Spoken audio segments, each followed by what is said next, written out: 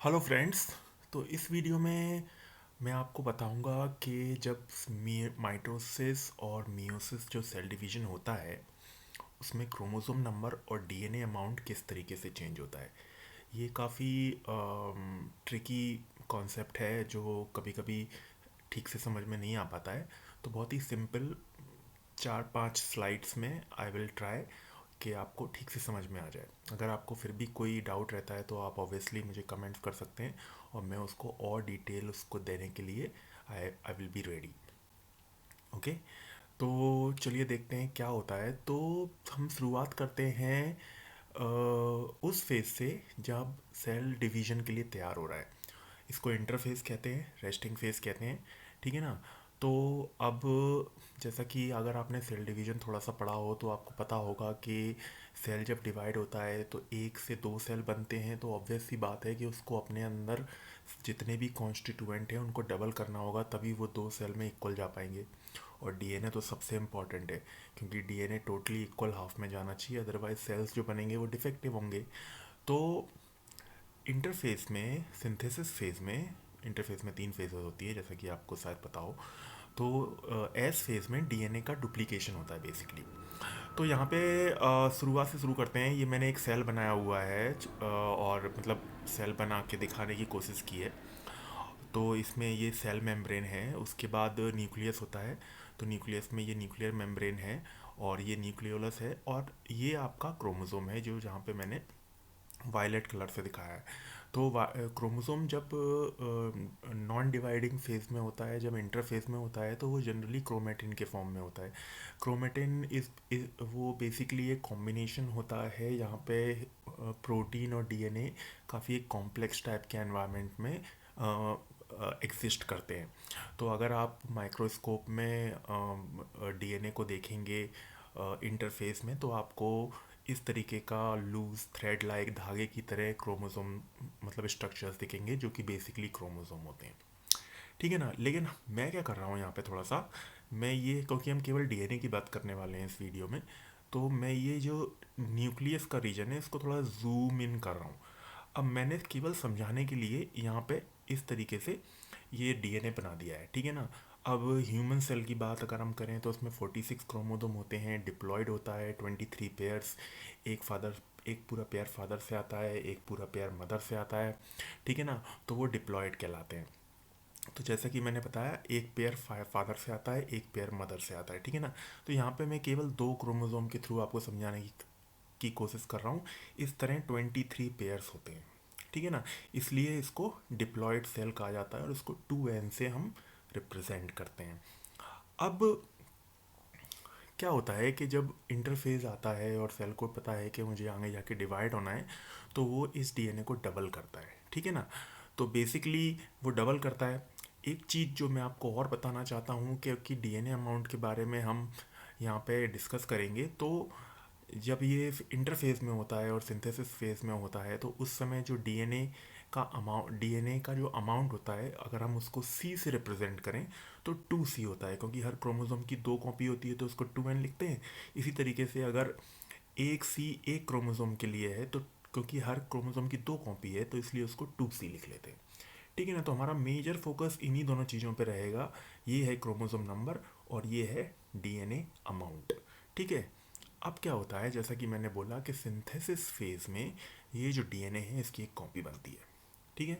पूरा DNA synthesise हो जाता है, यहाँ पे मैंने ग्रीन में दिखाया आपको।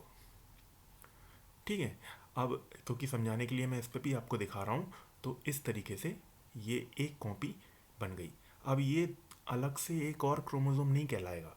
ठीक है ना। ये रहेगा एक ही क्रोमोसोम, तो सेल डिप्लॉयड ही रहेंगे, 2n ही रहेगा, लेकिन हर क्रोमोसोम की एक कॉपी बन जाती है।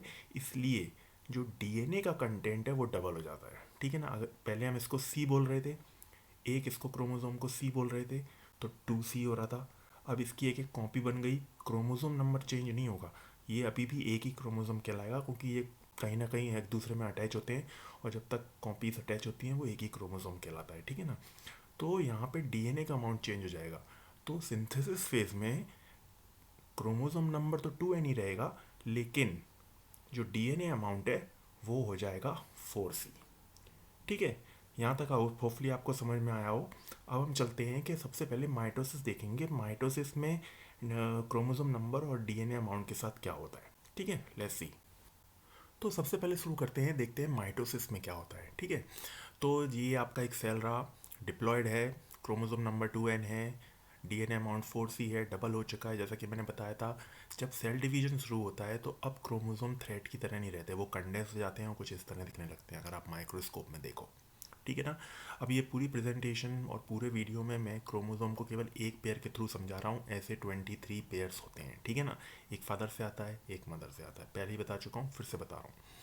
अब इसमें अगर आप देखें तो कंडेंस होने के बाद क्रोमोसोम कुछ इस तरह दिखते हैं। ठीक है ना।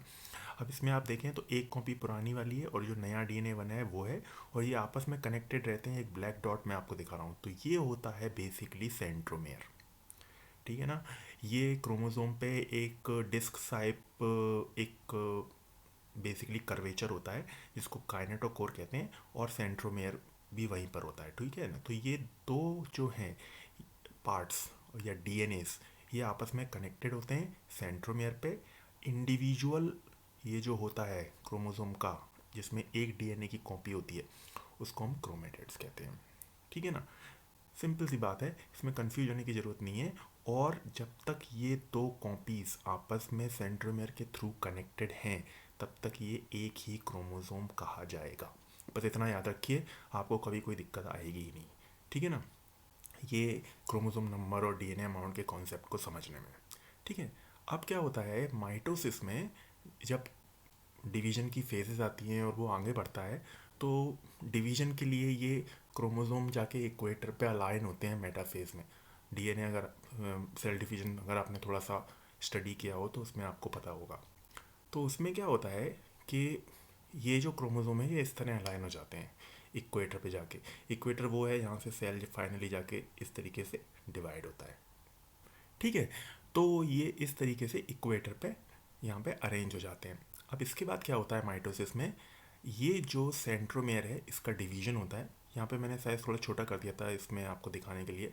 तो ये सेंट्रोमेयर का डिवीजन होता है, और दो जो कॉपीज़ हैं, एक पुरानी वाली और नई वाली, ये एक दूसरे से दूर चली जाती हैं, अलग अलग पोल्स पे चली जाती हैं। ये दो पोल्स हैं सेल के, यहाँ से डिवीजन होगा, इसको इक्वेटर कहते हैं। ये इक्वेटर से दूर चली जाती हैं, सेंट्रोमेयर से डिवाइड हो जाती हैं, और दो जो नए बने थे वो एक तरफ आ जाते हैं, दो पुराने बने थे वो एक तरफ आ जाते हैं। ठीक है ना। ठीक है।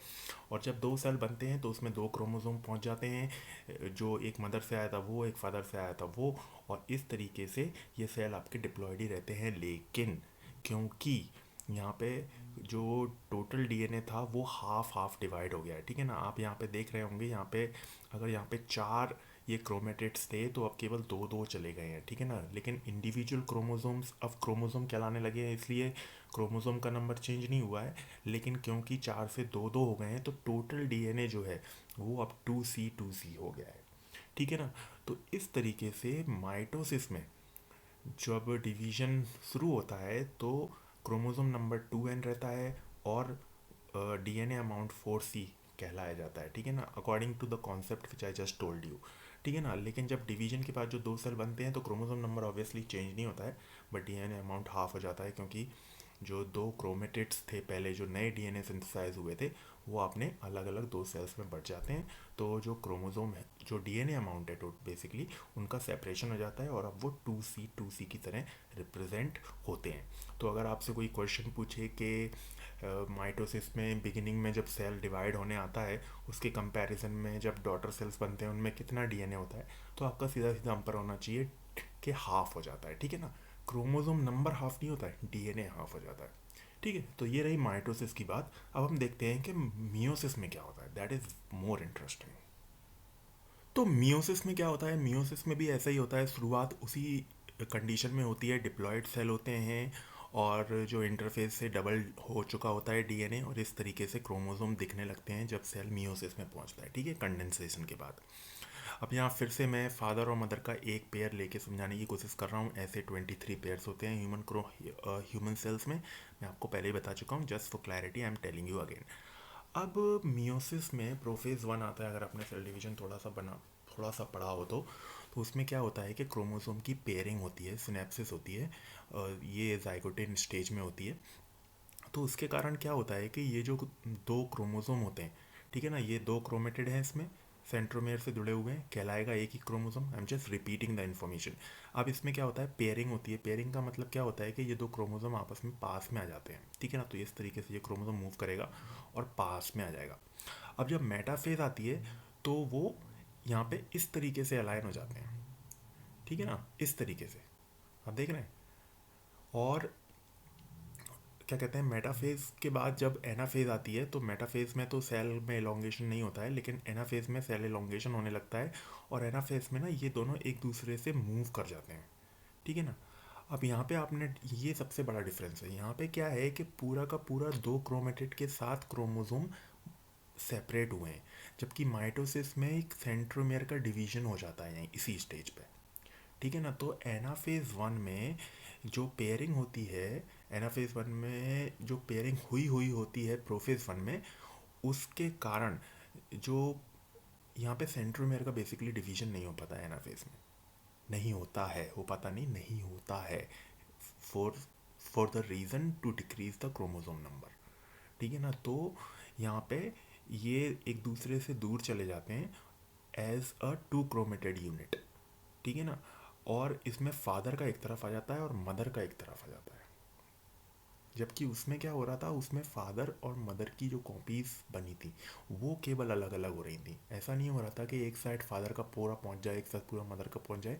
कॉपीज आइडेंटिकली दो साइड चली गई थी, ठीक है ना। तो इस कारण क्या होता है कि जब सेल डिवाइड होके फाइनली बनते हैं तो उसमें एक जो दो सेल बनते हैं उसमें एक सेल में केवल फादर की कॉपीज जा पाती हैं, एक में केवल मदर की कॉपीज जा पाती हैं, और सेल्स हो जाते हैं हिप्लॉइड, क्योंकि क्रोमोसोम नंबर हो जाता है हाफ।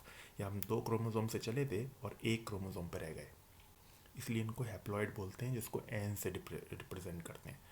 अब ऐसा इसलिए हो रहा है क्योंकि ये कहने को तो दो क्रोमेटिड हैं, इसमें एक नई और एक पुरानी कॉपी है, लेकिन ये पूरा क्रोमोसोम ही कहलाता है, ठीक है ना, जैसा कि मैं पहले ही बता चुका हूँ।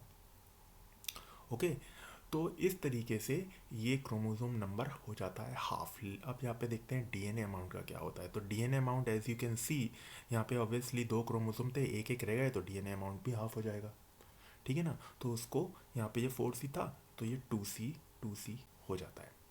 अब क्योंकि इसमें दो, एक नई कॉपी और एक पुरानी कॉपी आपस में जुड़ी हुई है, तो इनको सेपरेट होना पड़ेगा। तो मियोसिस में मियोसिस टू होती है, जो बिल्कुल माइटोसिस की तरह होती है, ठीक है ना। और उसके कारण हर सेल से फिर से दो दो सेल बन जाते हैं। अब क्योंकि जब ये अब इसमें सेंट्रोमियर डिवाइड होता है मियोसिस टू में, ठीक है ना, बिल्कुल माइटोसिस की तरह जैसे हुआ था। तो ये जो जब डिवाइड हो जाते हैं तो ये इंडिविजुअल क्रोमोसोम कहलाने लगते हैं और एक एक पहुंच जाते हैं, ठीक है ना। तो क्रोमोसोम का नंबर तो चेंज नहीं होता, ये भी एक ही क्रोमोसोम है, जब दो में डिवाइड हो गए एक एक कॉपी पहुंच गई, तो chromosome number remains the same, they still are haploid and N. लेकिन यहाँ पे डीएनए की डबल कॉपी थी, जो हम 4C से चले थे यहाँ पे 2C हो गई थी, लेकिन ये 2C अब डिवाइड हो रही है, तो डीएनए का जो अमाउंट होता है वो हो जाता है C, ठीक है ना।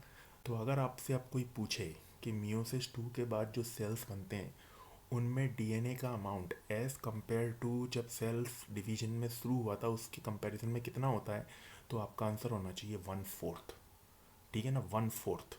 तो इससे रिलेटेड बहुत क्वेश्चन आते हैं, बहुत कन्फ्यूजन हो जाता है, हम आंसर नहीं दे पाते हैं, तो सीधा सीधा आंसर है कि 1/4 हो जाता है, ठीक है ना। और कॉन्सेप्ट आपने समझ लिया कि क्यों हो जाता है, ठीक है ना। इस पूरे वीडियो में जो मैंने समझाया उसको मैंने यहाँ समराइज़ कर दिया है, एक बार और आपको रिपीट कर देता हूँ, आपको ठीक से समझ में आया है तो ऊपर ये लेफ्ट में है क्रोमोसोम नंबर को मैंने समझाया है, और राइट में अमाउंट ऑफ डीएनए, ठीक है ना। अब अगर हम इसमें देखेंगे माइटोसिस में ऊपर, तो क्रोमोसोम नंबर चेंज नहीं होता है, 2N से चले थे 2N ही रहते हैं जब दो सेल बन जाते हैं। डीएनए अमाउंट 4C, ठीक है ना, 4C से चलते हैं और 2C हो जाता है, ठीक है ना। अब इसका कॉन्सेप्ट आप बिल्कुल भूलिएगा नहीं, क्योंकि इसको याद रखिएगा कि 2C क्यों हो जाता है, ठीक है ना। 4C मतलब डबल हुआ था डीएनए और फिर बाद में वो बढ़ गया, तो ये वही कंडीशन में आ गया जो इनिशियली रहती है सेल्स की जब वो सेल डिवीजन में एंटर करता है। मियोसिस में क्या होता है, क्रोमोसोम नंबर को देखें तो मियोसिस वन में हाफ हो जाता है पेयरिंग के कारण।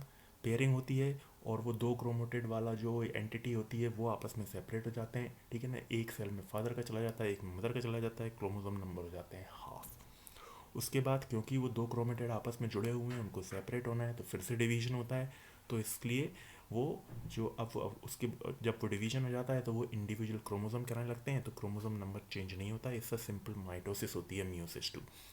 तो क्रोमोसोम नंबर का ये फंडा रहता है मियोसिस में। लेकिन डीएनए कंसंट्रेशन 4C से 2C होता है और 2C से 1C होता है, जैसा कि मैंने आपको मियोसिस में समझाया। तो होपफुली आपको ये लेक्चर समझने के बाद डीएनए अमाउंट और क्रोमोसोम नंबर का जो थोड़ा सा कॉन्सेप्ट है वो समझ में आया होगा। और आपको कोई भी डाउट है किसी भी पॉइंट को लेके आप कमेंट में ज़रूर बोलिएगा। मैं आपको पर्सनली उसको क्लियर करने की कोशिश करूँगा, और आपको इस पे अगर कोई नोट्स चाहिए हो तो वो भी आप मेरे को बता सकते हैं, ठीक है ना। नेक्स्ट वीडियो में जो मैं इस पर बनाने वाला हूँ उसमें मल्टीपल चॉइस क्वेश्चन, केवल 10 क्वेश्चन की मदद से, ठीक है ना, मैं आपको सेल डिवीजन समझाने की कोशिश करूँगा। इससे आपके क्वेश्चंस की भी प्रैक्टिस हो जाएगी और आप सेल डिवीजन भी सीख जाएंगे, ठीक है ना। इस चैनल को सब्सक्राइब जरूर कर लीजिए ताकि आप इसी तरीके के शॉर्ट और इन्फॉर्मेटिव बायोलॉजी रिलेटेड वीडियोस देख सकें और बायोलॉजी में आप अपना एक्सेल कर सकें। Okay, thank you for watching this video. Bye guys.